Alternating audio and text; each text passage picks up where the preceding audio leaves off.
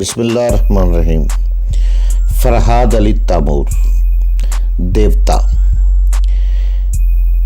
ایک بہت ہی اچھا داستان، ایک ایسے نوجوان کی کہانی جس کی صلاحیتوں نے دنیا بھر کے طاقتور ملکوں اور انسانوں کو دھول چٹا دی۔ اپنے ملک کی بقا کے لیے پوری دنیا سے لڑ گیا، جہاں گیا اپنے نام کا سکہ جمایا۔ جسے بچپن میں نہ ماں کا پیار ملا نہ باپ کا، جو ماں کی گود کو ترستا رہا، جسے نفرت ہی نفرت ملی۔ تو جناب اس کی طرف چلنے سے پہلے آپ پلیز چینل کو سبسکرائب کریں، لائک اور شیئر کریں تاکہ ہر آنے والی قسط آپ کو فوری مل سکے۔ دیوتا، فرحاد علی تیمور، قسط نمبر 175 175۔ پھر اس نے کسی کی طرف دیکھتے ہوئے کہا، ساؤنڈ اسٹارٹ۔ دوسرے ہی لمحے اسپیکر سے آوازیں آنے لگی۔ پہلی آواز سپرنٹینڈنٹ آف پولیس کی تھی۔ مسٹر فرحاد، میکی کے قتل کے سلسلے میں تفتیش کرنے کے دوران پتہ چلا ہے کہ تم بہت بڑے فراڈ قاتل اور اسمگلر ہو۔ اس کا سب سے پہلا ثبوت یہ پاسپورٹ ہے جس کے ذریعے تم اپنے ملک سے یہاں آئے ہو۔ یہ پاسپورٹ جعلی ہے۔ جواب میں میری آواز سنائی دی، یہ پاسپورٹ ماسٹر یوشے نے میرے لیے بنوایا تھا، وہ مجھے زبردستی یہاں لایا تھا۔ ہم کسی ماسٹر یوشے کو نہیں جانتے۔ تم نے جعلی پاسپورٹ کے ذریعے یہاں آ کر بہت بڑا جرم کیا ہے۔ پھر میکی کے وفادار ملازم چشمدید گواہ ہیں کہ لانچ میں تمہارا میکی سے جھگڑا ہوا تھا۔ میکی نیتا تھا، تم نے اسے شوٹ کرنے کے بعد اس کی لاش سمندر میں پھینک دی۔ میری آواز نے کہا، میں نے مجبوراً اپنی جان بچانے کے لیے اسے قتل کیا۔ جھگڑا کس بات پر ہوا تھا؟ میں 25 لاکھ روپے کے ہیرے یہاں لے کر آیا تھا۔ میگی کو اس بات کا علم ہو گیا۔ میگی نے مجھ سے کہا کہ وہ تمام ہیرے یہاں کی حکومت کے حوالے کر دو، لیکن میں نے انکار کر دیا کیونکہ وہ قانون کے خلاف کام کر رہا تھا اور میگی اور میرا ساتھ اس طرح نہیں بن رہا تھا کہ وہ یہاں کا تھا اور قانون کا ساتھ دینا چاہتا تھا، جبکہ میں غیر قانونی طور پر ہیرے ساتھ لے کر آیا تھا۔ میں نے اسے لالچ دیا، میں نے اسے $50,000 کا لالچ دیا، لیکن اس نے میری بات نہیں مانی، اس لیے تم نے اسے قتل کر دیا۔ میرے راستے میں جو دیوار آتی ہے اسے میں گرا دیتا ہوں۔ نہ جانے اب تک میں کتنے قتل کر چکا ہوں۔ جناب ایس پی صاحب، میں آپ سے بھی یہی کہنا چاہتا ہوں کہ آپ میرے راستے کی دیوار نہ بنیں۔ اگر آپ نے میرا ساتھ دیا تو میں آپ کو مالا مال کر دوں گا، ورنہ مجبور ہو کر آپ کو بھی جہنم پہنچا دوں گا۔ تعجب ہے، تم اتنے بڑے پولیس افیسر کو قتل کی دھمکی دے رہے ہو۔ اسے محض دھمکی نہ سمجھو، یہاں ہم دونوں کے علاوہ کوئی نہیں ہے۔ ہماری باتیں ہم تک محدود رہیں گی۔ تم میرا ساتھ دینا چاہو گے تو کسی تیسرے کو خبر نہیں ہوگی۔ تمہارے انکار پر اگر میں تمہیں قتل کر دوں گا تو یہاں دیکھنے والا کوئی نہیں آئے گا۔ بولو کیا کہتے ہو؟ فرحاد، تم خود کو بہت چالاک اور دلیر سمجھتے ہو، مگر میں نے بھی گھاٹ گھاٹ کا پانی پیا ہوا ہے۔ ہوٹل کے اس کمرے میں آنے سے پہلے ہی میں نے ریکارڈنگ کے تمام انتظامات کر لیے تھے۔ اس وقت تمہاری گفتگو کا ایک ایک لفظ ریکارڈ ہو رہا ہے۔ اس وقت تم خود اپنی زبان سے اپنے قاتل اور اسمگلر ہونے کا اعتراف کر رہے ہو۔ تمہارا یہ ساؤنڈ ٹیپ دنیا کی کسی عدالت میں سنایا جائے گا، تمہیں یقیناً سزا موت سنائی جائے گی۔ میری آواز سنائی دی، تم جھوٹ کہہ رہے ہو، محض دھمکی دے رہے ہو۔ اگر میری آواز ریکارڈ کی جا رہی ہے تو پھر فوراً بتاؤ کہ مائک اور ریکارڈ کہاں چھپا کر رکھا گیا ہے، ورنہ میں تمہیں شوٹ کر دوں گا۔ ارے تم نے ریوالور نکال لیا ہے؟ ایس پی کی گھبرائی ہوئی آواز کے ساتھ ہی ایک کرسی گرنے کی آواز سنائی دی۔ خبردار فائر نہ کرنا، میرے پاس بھی ریوالور ہے۔ اس کے ساتھ ہی تھائیں سے گولی چلنے کی آواز سنائی دی۔ پھر ایس پی کے چیخنے اور کراہنے کی آوازیں آتی رہیں۔ اس کے بعد اسپیکر خاموش ہو گیا۔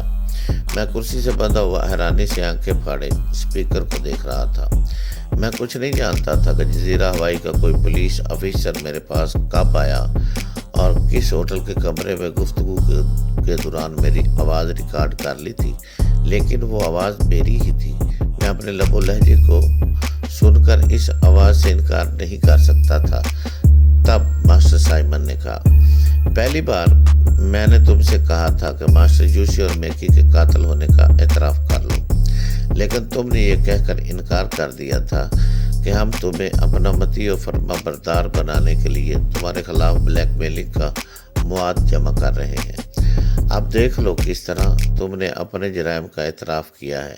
इस मकसद के लिए वही तरीका अख्तियार किया गया है जिस तरीके से सुपर मास्टर क्रैक की आवाज़ में तुमसे बातें करता रहा है। मैं गुस्सा और नफरत से मास्टर साइमन को देख रहा था। जो जराइम मुझसे सरजद नहीं हुए थे, इन्हें भी सच साबित करने के लिए मुझसे इकरार करा लिया गया था। मेरी आवाज़ में ही नहीं रिकॉर्ड कर लिया गया था। मास्टर साइमन ने फातिहाना अंदाज में मुस्कुराते हुए कहा, बताओ क्या ये तुम्हारी आवाज़ नहीं है? तुम्हारी ही आवाज़ में रिकॉर्ड किया गया है मिस्टर फरहाद। ये तो कुछ भी नहीं है। आगे आगे देखो होता है क्या कि अब तुम्हारे सामने ब्लू फिल्में चलाई जाएंगी जिनमें तुम बड़े बड़े अहम रोल अदा किए हैं।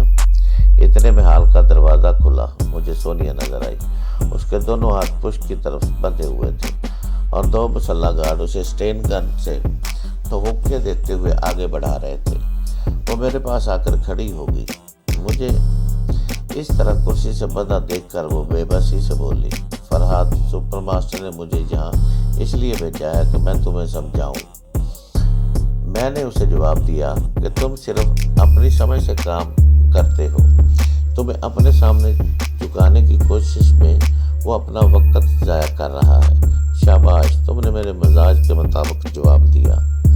अचानक सुपर मास्टर का कहका गूंजने लगा, बेटे, तुम्हारा मिजाज तो अभी दुरुस्त हो जाएगा। पहले अपनी ब्लू फिल्म देखो और सोचो कि दुनिया के तमाम ममालिक में, खुसूसन तुम्हारे मुल्क में, मैं तुम्हारी ये फिल्में चोरी छुपे रिलीज कर दूंगा तो तुम कहीं भी मुंह दिखाने के काबिल नहीं रहोगे। मास्टर साइमन, पिक्चर स्टार्ट करो। दूसरे ही लम्हे सामने बड़ा स्क्रीन तारीक हो गया। फिर प्रोजेक्टर स्टार्ट होते ही रंगीन जज्बाती फिल्म चलने लगी। मैं स्क्रीन पर खुद को बरहना देख रहा था और ऐसे शर्मनाक अंदाज में देख रहा था कि उसे मजीद देखने की भी ताब ना थी। मैंने चीख कर कहा, बंद करो इसे, मैं नहीं देखना चाहता। तुम्हारे देखने और ना देखने से क्या होता है, सारी दुनिया देखेगी। प्रोजेक्टर को बंद कर दिया गया। सुपर मास्टर कह रहा था, बस मेरी बर्दाश्त की हद खत्म हो चुकी है और तुम्हारी जिद की इंतहा ये है कि अपने खिलाफ ब्लैकमेलिंग का इतना मवाद देखने के बावजूद झुकने से इनकार कर रहे हो। अब देखो मैं तुम्हें किस तरह अपना गुलाम बनाता हूँ। Master Simon, carry on my order. Master Simon ने एक मेज से एक फौलादी टोपी उठाई, फिर उसे मेरे सर पर रखने लगा। सोनिया ने घबरा कर कहा, फरहाद, तुम्हारे साथ बहुत बड़ा जुल्म किया जा रहा है। ये तुम्हारा ब्रेन वॉश कर रहे हैं, तुम्हारे दिमाग से टेलीपैथी की सलाहियतों को मिटा रहे हैं। मैं ऐसा नहीं होने दूंगी। उसके दोनों हाथ पुष्ट पर चमड़े के तस्मों से बंधे हुए थे। वो इस बंदिश को तोड़ने की जदोजहद करने लगी। फरहाद, ये बहुत खतरनाक मशीन है। तुम अपना माजी भूल जाओगे, तुम मुझे भी नहीं पहचानोगे। फरहाद अली तैमूर की शख्सियत मर जाएगी। तुम सिर्फ सुपर मास्टर के हकामात की तामील करने वाले एक गुलाम बनकर रह जाओगे। मुझे वो फौलादी टोपी पहना दी गई। मैं मजबूर था। जब बंधा हुआ था तो वहाँ से हिल नहीं सकता था। सोनिया जब चमड़े के तस्मों को तोड़ मड़ोड़ न सकी तो उसने यकबारगी उछलकर मास्टर साइमन के सीने पर एक लात मारी।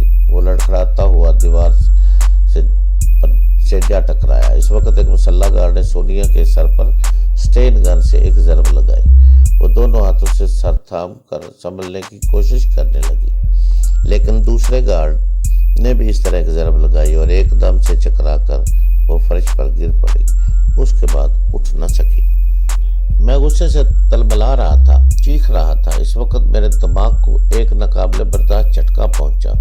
मेरी चीख हलक में घुटकर रह गई। दीदे फैल गए। मैं यूं साकत हो गया जैसे जिस्म से जान निकल गई हो। वो फौलादी टोपी को एक तार के जरिए पीछे रखी हुई मशीन से मुंसलिक करने के बाद मेरे दिमाग को बरकी झटके पहुंचा रहे थे। उसके बाद सुपर मास्टर के कहके सुनाई दिए, गुड बाई टेलीपैथी जानने वाले फरहाद अली तैमूर, गुड बाई। अब तुम मेरे गुलाम के रूप में मेरे सामने आओगे। उसकी बात खत्म होते ही दिमाग को दूसरा झटका पहुंचा। मैंने चीख मारी। मुझे इतना याद था मगर मुझे अपनी ही चीख सुनाई नहीं थी क्योंकि मैं सुन हो गया। तीसरा झटका लगते ही जैसे रूह जिस्म से परवाज कर गई हो, दिमाग धुआं बनकर उड़ गया। मेरे दिमाग के साथ कुछ ऐसा हुआ होगा। मैं अब शऊर की दुनिया में मौजूद नहीं था। वक्फा एक पल का या एक सदी का, एक आर्जी मौत के बाद जन्म लेने के लिए न जाने किसी दलदलों और किन हकीकतों से गुजरना पड़ता है। मैं इसी एक या एक सदी के आधे सफर के कर्ब से गुजर रहा था और दूसरे जन्म तक पहुंचने से पहले ये नहीं कह सकता था कि मेरे आगे क्या आएगा और क्या क़यामत हर घड़ी यूं ही गुजर जाती रहेगी। मुझ पर वो वक़्त भी गुजर गया। मज़ीद दूसरी बार जन्म ले रहा था।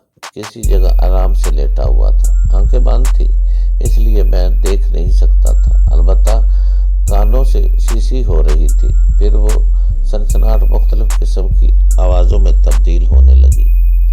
वो आवाज़ें कैसी थी? अगर कुछ लोग बोल रहे थे तो वो किस ज़बान में बोल रहे थे मैं नहीं समझ सकता था क्योंकि एक नवाजिदा बच्चे की दुनिया